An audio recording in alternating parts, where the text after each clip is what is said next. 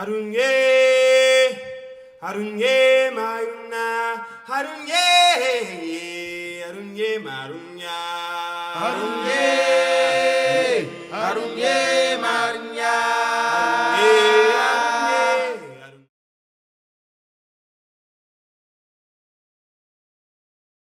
Basically, to start with demographics, we need to keep in mind that when talking about official statistical data, the last census was conducted in Libya in 2006. So we primarily refer to estimates conducted by different organizations. The World Bank, for instance, estimated Libyan population at 6.3 million in 2016. And for a country that is almost 3 times bigger than France, this is obviously a small population. Of these 6 million, 90% of people live along the coast, and more than 1/3 in the 3 largest cities, Tripoli, the capital, but also Benghazi in the east and Misrata in the west. Libya has a very young population. Half of its people is below 28 years old. And these data are important, particularly when considering issues such as unemployment and livelihoods. Youth unemployment, indeed, is estimated at 48.7% in 2012, but is expected to have reached higher levels in the last 5 years. When it comes to the economy, until 2011, Libya was one of the main oil producers in Africa and in the world, as well as the country with the largest proven oil reserves in the African continent. In 2010, the country produced 1.6 million barrels per day and exported 84% of the production, mainly towards European countries. In 2010, the oil exports accounted for 95% of the country's total exports. Obviously, this makes of Libya a rentier state. There is a state whose economic system is centered around the production and export of oil to produce rent, through which invest inside the country and abroad, but also provide subsidies and benefits to the local population. The 2011 revolution and the following conflict, however, have been taking a heavy toll on the Libyan economy and its population. Production of oil has been steadily declining to reach around 0.38 million barrels per day. And as a result, the Libyan economy shrunk by an estimated 2.5% in 2016, with an estimated real GDP falling to less than half of its pre-revolution level. So the conflict disrupted access to public utilities and services, particularly the healthcare, and continued to drive internal and external displacement. While revenues from hydrocarbon exports are estimated to have fallen by half in 2016 due to the declining oil prices, disruptions in the supply of basic commodities, the expansion of black markets, and the removal of food subsidies, they all drove inflation to 26% in 2016. So I think at this point it is only fair to talk about Libya as a rentier state in deep crisis. When it comes to the social fabric, then, the 2011 revolution opened a Pandora box from which different ethnic groups, such as the Amazigh and the Tabu, as well as other forms of local identity based on towns and enduring social institutions such as families and tribes, emerged against the homogenizing narratives and divide et impera strategy pursued by the regime for 42 years. Local forms of identity proved to be valuable safety nets in the absence of a functioning central government. The existence of subnational and ethnic forms of identity, however, shouldn't be interpreted as standing in opposition to national identity, as some studies on Libyan tribalism have suggested in the past. A more recent study by an anthropologist, Igor Cherstich, showed how not only tribalism is compatible with national aspirations, but also how the struggle of Libya to become a nation after 2011 is not due to ingrained tribal identity, but rather to the failure of transitional institutions to provide social security for its citizens. Libya's political scene and transitional institutions appear today highly fragmented, as a result of the 2014 relapse into violence, which reflected and somehow consolidated the division of political and armed actors in two main alliances. One alliance brings together a group of radical and moderate Islamists, revolutionary brigades formed out of the 2011 revolution, minority ethnic groups such as the Amazigh in the Nafusa Mountains and the Tuareg in the southwest, as well as armed forces and businessmen from the city of Misrata, that was one of the main revolutionary strongholds in 2011. These actors are loosely associated with the institutions that resulted from the 2015 Libyan political agreement. These are the internationally recognized Presidential Council, which is led by Fayez al-Sarraj and is composed of 9 members with functions of head of state and supreme commander of the armed forces, which presides over a government of national accord. The other is the High Council of State, a consultative chamber which integrated most of the members of the first post-revolutionary Legislative Assembly, the General National Congress, that was elected in 2012, and which is still referred to occasionally by the other Tripoli-based government, the Government of National Salvation, which is led by Khalifa al-Gowel, which, however, is not internationally recognized. This first alliance I've referred to remains challenged by the other main alliance, which is composed by the House of Representatives, the Legislative Assembly that was elected in 2014, whose members sit in Tobruk and recognize the al-Baida-based government led by Abdallah al-Thini. The House of Representatives and the al-Baida government are allied with the leader of the Libyan National Army, General Khalifa Haftar, whose power base and presence is established in the east and southeast of the country. Now, these two political alliances and affiliated armed formations compete for power, authority, and loyalty of local power holders. At the end of July, the leaders of these two alliances, Sarraj and Haftar, met in Paris, where they agreed to call a ceasefire and hold elections early in 2018. However, the agreement doesn't cover efforts by the two camps to counter terrorism, leaving both sides free to identify and target who they consider terrorists. Moreover, many doubt the actual ability of al-Sarraj to persuade armed groups in Tripoli to lay down weapons. Time will tell whether the Paris talks will lead to the restoring of a functioning state, which is needed to face the dire circumstances in the country.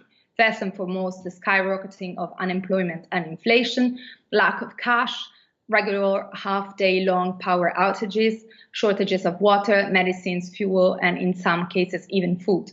Moreover, the absence of a functioning state makes it difficult to tackle the penetration and rise of Islamic State and violent jihadist groups, as well as the booming business of human weapons and drugs smuggling.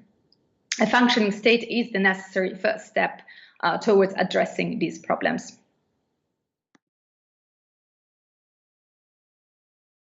So Libya was recently described by author Mark Micallef as a human conveyor belt. Libya is not an appealing destination for migrants, but since 2013, transiting migrants, mainly from East and West Africa, exploit the political instability inside Libya and the weak border controls and use Libya as a primary departure area to migrate to Europe by crossing the Mediterranean. However, we should not forget that well before 2013, Libya was a main hub for illegal immigration from Africa towards Europe. Gaddafi's regime exercised at the time a form of control over the migratory flows during the 2000s by preventing boats from reaching the northern coast of the Mediterranean while exposing migrants to torture and ill treatment inside Libya. In the aftermath of the 2011 revolution, human smuggling proliferated and the flows towards Europe picked up uncontrolled, with migrants coming not only from Africa, but also from the Middle East and from Syria in particular. This phenomenon thrives on the unstable political and security environment inside the country and is embedded across the entire country, from the southeastern and western oasis towns of Kufra and Saba and respective border regions to the north along the coast. Human smuggling has de facto become a key element of the political economy of these areas. It provides an income through which armed groups are funded, and towns, families, tribes, and local communities are strengthened.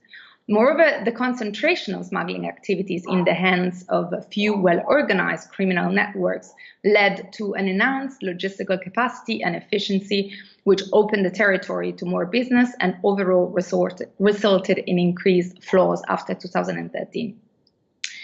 Identifying ways to isolate smuggling industries from the local communities has been suggested as a strategy to tackle this phenomenon. In other words, this means providing alternative livelihoods to Libyan people living in these areas. However, this seems quite unlikely in the current critical economic and security scenario. Author William Zartman identified Libya at the end of the 1990s as part of the North African state system. This system includes Egypt and Sudan to the east, Tunisia, Algeria, Morocco, Western Sahara, and Mauritania to the west, Chad to the south, and occasionally sees involved in interstate dynamics, Niger, Mali, Ethiopia, Uganda, and Somalia.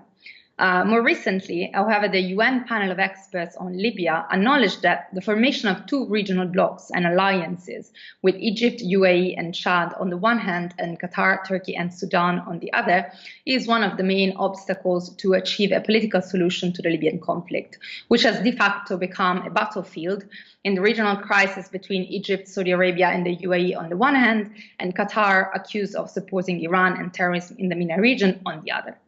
Now, what does this tell us about the role of Libya in shaping the future of Africa? Well, first of all, it is obvious that in the current fragmented and unstable political and security scenario, playing a positive and active role in the continent will be very difficult for Libya. Currently, Libya is more of a playground for other countries rather than a leader on the African continent in its own right. Secondly, the recent events demonstrate that after the Pan-African parenthesis that was initiated by Gaddafi in foreign policy at the end of the 1990s, and that led to the funding and establishment of the African Union in 2001, Libya and its post-revolutionary leaders have now retreated in the Arab region and look once again for allies and patrons in the Middle East and in the Gulf. In the 1970s and 1980s, the Libyan regime used to swing between Maghreb and Mashrek, looking for protection in the region and for foreign allies, with the objective to guarantee the survival of the regime and the territorial integrity of the state. The 1990s Pan-African turn was functional to establish strategic, political, and ideological influence, as well as new allies in the continent. The support by Maghreb and Mashrek countries and by the Arab League towards the regime of international sanctions imposed by the UN against Libya at the beginning of the 1990s led the regime to refocus its attention towards sub-Saharan Africa. Indeed, it was after the end of the Cold War that African states and the Organization of African Unity were in search for new political sponsors and financial assistance. Gaddafi's so-called checkbook diplomacy was meant to assure political support in the international arena and promotion of regional cohesion in exchange for financial support to African countries. Moreover, the Organization of African Unity, differently from Arab countries and the Arab League, adopted a very favorable position towards Libya, asking the UN to remove sanctions already for the first time in 1994, while in 1998 African leaders broke the air embargo. These and the mediation attempts promoted by Nelson Mandela also led the UK and the USA to adopt a more conciliatory stance towards Libya with respect to the Lockerbie case. Now, sanctions were lifted in 1999 and sub-Saharan Africa became central in Gaddafi's foreign policy. Libya's contribution to the dialogue for the establishment of the African Union and for 15% of the total budget was functional to the regime in order to project its interests and political clout in the continent and at the international level. The African Union and African leaders were critical in the process of rehabilitation of what they called the brother leader, Gaddafi's, at the international level and to help him mend relations with the West. This close relation between the regime and the African Union and African leaders explains the reluctance of the African Union to recognize the political organ of the revolution, the National Transitional Council, until September 2011, and the attempts by the South African President Zuma at negotiating a ceasefire which did not include regime change. Ultimately, this might explain the diffidence of transitional authorities towards the African Union and their realignment with regional powers in the Middle East and the Gulf, which we observe today.